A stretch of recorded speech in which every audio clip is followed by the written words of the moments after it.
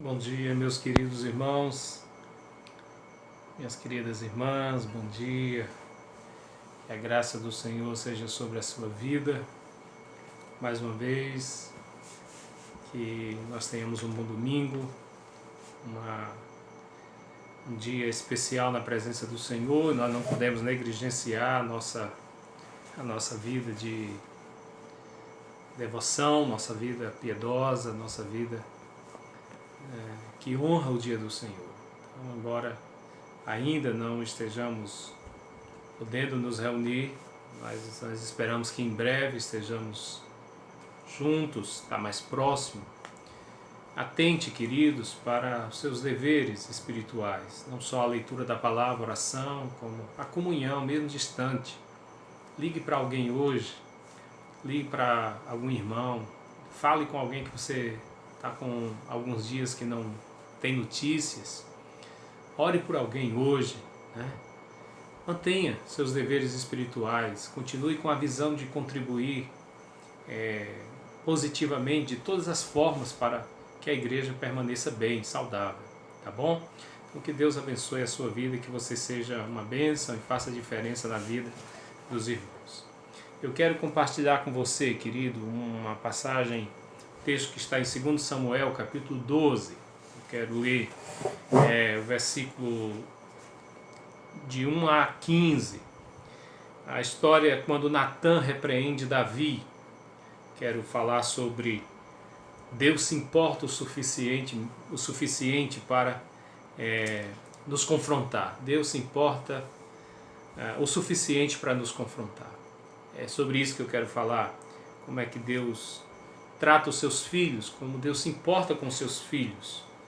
Deus disciplina os seus filhos, Deus repreende, Deus adverte, Deus trata o coração daqueles que estão distantes dele. Que Deus tenha misericórdia de cada um de nós. Vamos ler o texto, 2 Samuel 12, de 1 a 15, diz assim: O Senhor enviou Natã a Davi. Chegando Natã a Davi, disse: Havia numa cidade 2 homens, um rico e outro pobre. Tinha o rico ovelhas e gado em grande número, mas o pobre não tinha coisa nenhuma, senão uma cordeirinha que comprara e criara e que em sua casa crescera, junto com seus filhos. Comia do seu bocado e do seu copo bebia, dormia nos seus braços e a tinha como uma filha. Vindo um viajante ao homem rico, não quis este tomar das suas ovelhas e do gado para dar de comer ao viajante que viera a ele, mas tomou a cordeirinha do homem pobre e a preparou para o homem que lhe havia chegado. Então o furor de Davi se acendeu sobremaneira contra aquele homem e disse a Natã: Não tão certo como vive o Senhor, o homem que fez isso deve ser morto. E pela cordeirinha restituirá 4 vezes, porque fez tal coisa e porque não se compadeceu. Então disse Natã a Davi: Tu és o homem. E assim diz o Senhor, Deus de Israel: Eu te ungi rei sobre Israel e eu te livrei das mãos de Saul. Dei-te a casa do teu senhor e as mulheres do teu senhor em teus braços, e também te dei a casa de Israel e de Judá, e se isso fora pouco, eu teria acrescentado tais e tais coisas. Por que, pois, desprezaste a palavra do Senhor, fazendo o que era mal perante ele? A Urias, o Heteu, feriste a espada, e a sua mulher tomaste por mulher, depois de o matar com a espada dos filhos de Amon. Agora, pois, não se apartarão espada jamais da tua casa, porquanto me desprezaste, e tomaste a mulher de Urias, o Heteu, para ser tua mulher. Assim diz o Senhor: Eis que da tua própria casa suscitarei o mal sobre ti, e tomarei tuas mulheres à tua própria vista, e as darei ao teu próximo, a qual se deitará com elas em plena luz do sol. Porque tu fizeste oculto, mas eu farei isto perante todo Israel e perante o sol. Então disse Davi a Natã: Pequei contra o Senhor. Disse Natã a Davi: Também o Senhor te perdoou o teu pecado, não morrerás. Mas, posto que com isto deste motivo a que blasfemasse os inimigos do Senhor, também o filho que te nasceu morrerá. Então Natã foi para sua casa. Aqui nós temos a uma triste história, uma página triste da história do rei Davi.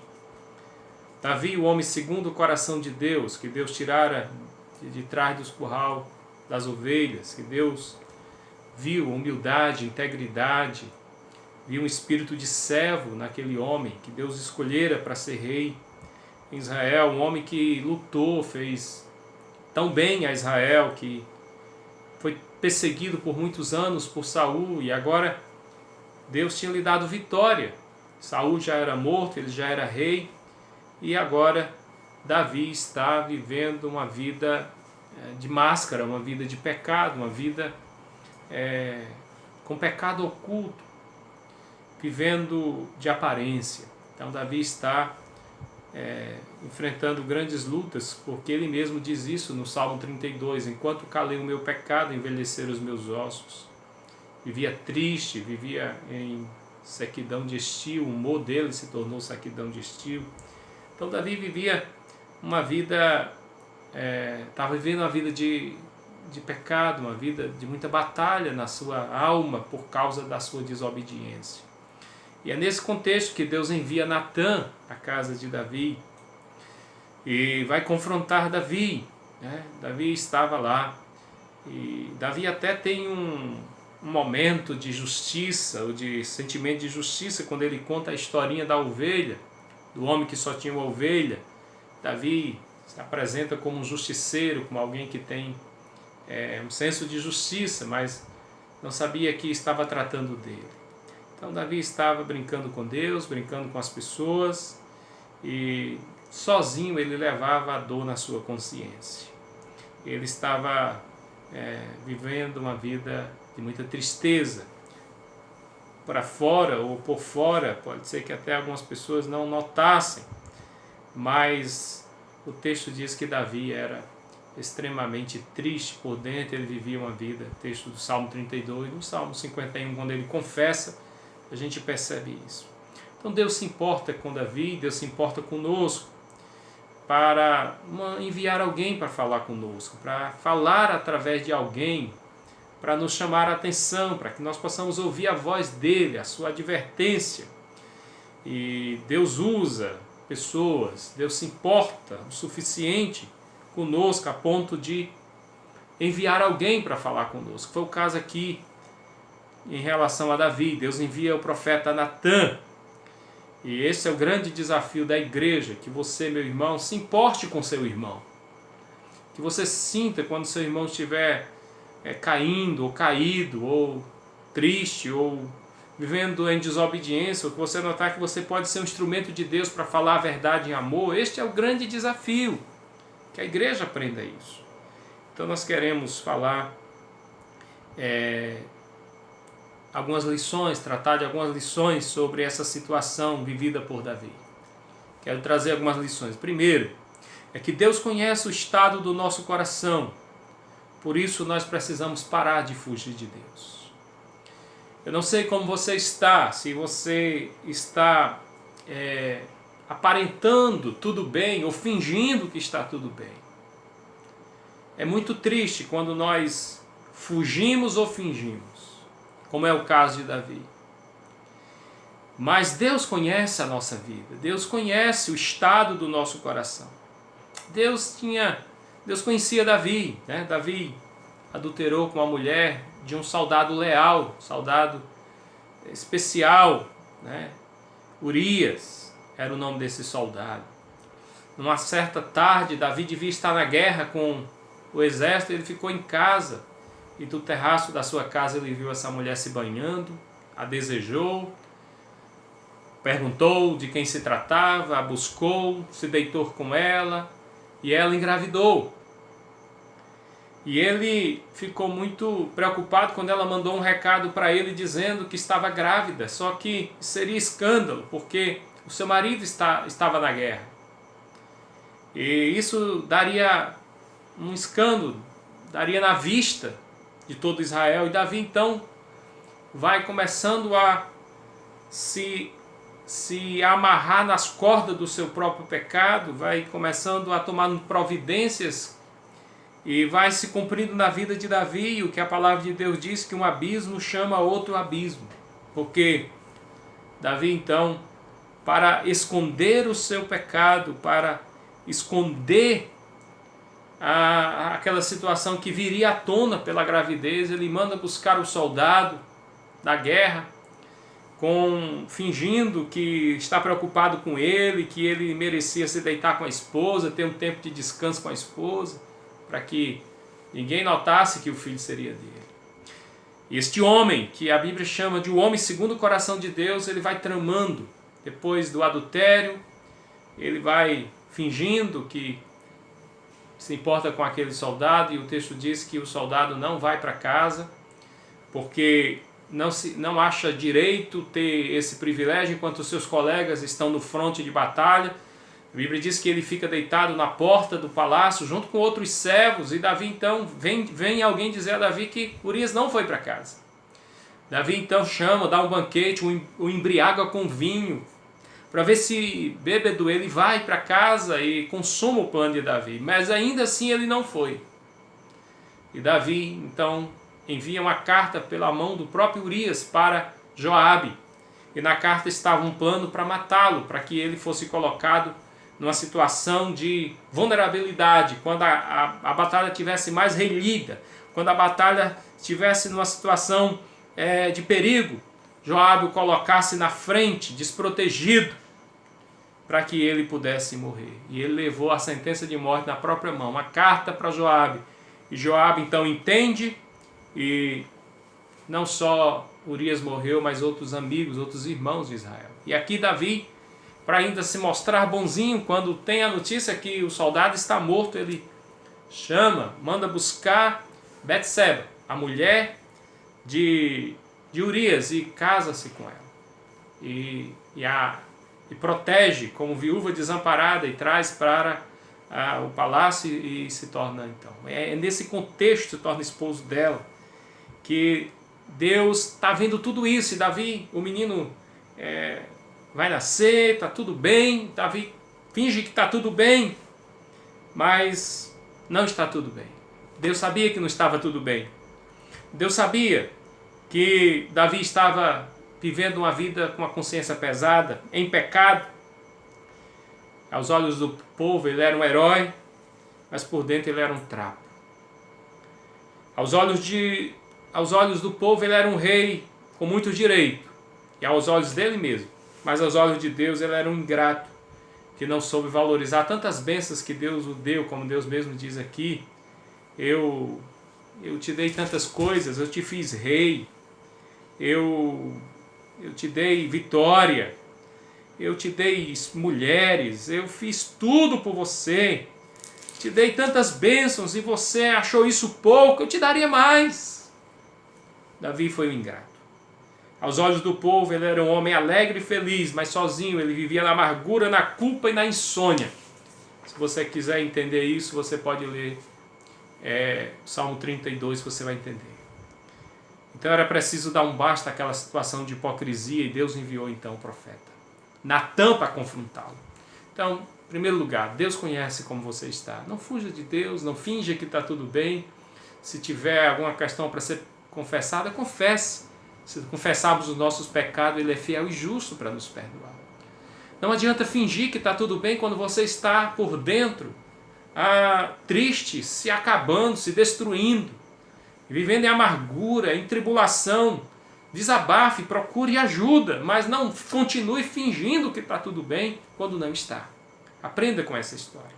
Em segundo lugar, porque Deus se importa com Davi, ou porque Deus se importa conosco, Deus envia uma pessoa para falar a verdade, para lhe libertar. Todos nós precisamos de alguém que nos confronte, em que em algum momento diga o que nós não queremos ouvir. Participar da igreja é isso. A Bíblia diz que nós devemos falar a verdade em amor, levar carga uns dos outros. Portanto, muitas vezes o medo de se comprometer e de sermos mais efetivos nessa área, muitas vezes nos faz omissos. E eu quero dar uma citação de Scott Peck, que ele diz que a maioria das vezes a igreja vive uma pseudo-comunidade, cuja característica principal é evitar conflitos. Queremos manter tudo sob controle. falamos sobre amenidade, dizemos coisas com as quais todos concordam, dizemos pequenas mentiras para não ferir o sentimento alheio, para não gerar tensões, manter os relacionamentos em clima agradável e bem ajeitados.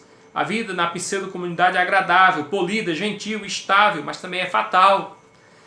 E aí, a verdade foi que abriu os olhos do profeta. O profeta Natan abriu os olhos de Davi. É a verdade que abre os olhos. Ele disse exatamente o que Davi precisava ouvir, eu tinha que ouvir. Ele disse, tu és o homem. Tu és o homem. Foi você, Davi. Foi você que matou a cordeirinha daquele que só tinha uma cordeirinha. Portanto, a verdade liberta, a verdade confronta, mas liberta. Amar não é dizer o que as pessoas querem ouvir. Amar significa se importar a tal ponto que nós temos que dizer o que liberta, o que com amor constrói. Natan mostrou a monstruosidade do pecado de Davi, como ele tinha sido ingrato, como ele tinha sido cruel para com o soldado Urias, para com o Eteu. O texto diz que ele roubou, que ele tomou a mulher do seu soldado, ele matou o seu soldado. Irmãos, é muito pecado numa situação só aqui. Adultério, homicídio e outras coisas mais. Portanto, ele era rei. Natan até correu o risco de Davi ter se enfurecido com ele e até mandado matar. Mas viver na igreja, viver em comunidade, às vezes é correr o risco. Mas quando nós dizemos a verdade em amor para os servos do Senhor, essa verdade liberta. Portanto, a saída para termos uma igreja forte, uma comunidade forte, é aprendermos a confrontar o pecado na vida do outro, movido pelo amor, não pelo desejo de querer machucar, ferir as pessoas, mas por amor. Em terceiro e último lugar, o perdão de Deus é certo, as consequências do pecado também.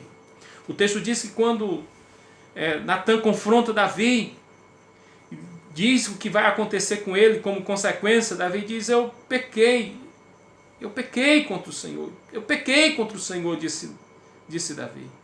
Mas Natan disse, mas o Senhor te perdoou o teu pecado. Foi aí que Davi fez o Salmo 51. O pecado, irmãos, não compensa, A desobediência, ou viver uma vida de desobediência a Deus, em não conformidade com a vontade de Deus, é muito cruel, muitas vezes traz consequências trágicas para a vida. E às vezes o perdão de Deus não resolve o problema das consequências. O perdão é uma coisa, as consequências são outras. O caminho para a vida, querido, está em se reconciliar com Deus e consertar o que está errado em nossas vidas. O preço pago por nos desviarmos ou muitas vezes nos afastarmos do caminho do Senhor, às vezes é alto e às vezes perdura para a vida toda. O texto diz que a família de Davi nunca mais foi a mesma, é só ler a história. A família de Davi depois vem vários problemas, a morte do filho, depois o incesto de Amnon com Tamar, depois o assassinato na família do próprio Davi, Absalão vai matar Aminon, e vai suceder vários fatos. No final, o próprio Absalão quer matar Davi. A família envergonhou o nome do Senhor, posto com isso desse motivo para blasfemarem os inimigos do Senhor. Então, muitas vezes, além do escândalo, do mau testemunho, vem também consequências trágicas para as nossas vidas. Eu quero concluir deixando algumas questões para a nossa vida. É que nós precisamos deixar de fugir, de fingir, e confessar os nossos pecados e receber o perdão de Deus. Como irmãos, precisamos nos importar um com o outro. Se vemos o pecado na vida do outro, a desobediência, com espírito de humildade, de amor, de brandura, nós precisamos confrontar e alertar para que o nosso irmão seja liberto e venha se corrigir. Assim cumpriremos a lei de Cristo. O caminho para uma vida feliz é vigiar para não cair em tentação. O pecado não compensa, mas se porventura nós cairmos, nós devemos reconhecer o nosso pecado, reconhecer a nossa culpa, a nossa vergonha, nos voltarmos para Deus e dizer como Davi, pequei contra o Senhor. E receber de Deus o perdão e a graça para enfrentarmos as consequências. É assim que Deus quer tratar a nossa vida. É assim que Deus se importa o suficiente conosco para nos confrontar e nos libertar. Que Deus abençoe sua vida nesse dia, querido.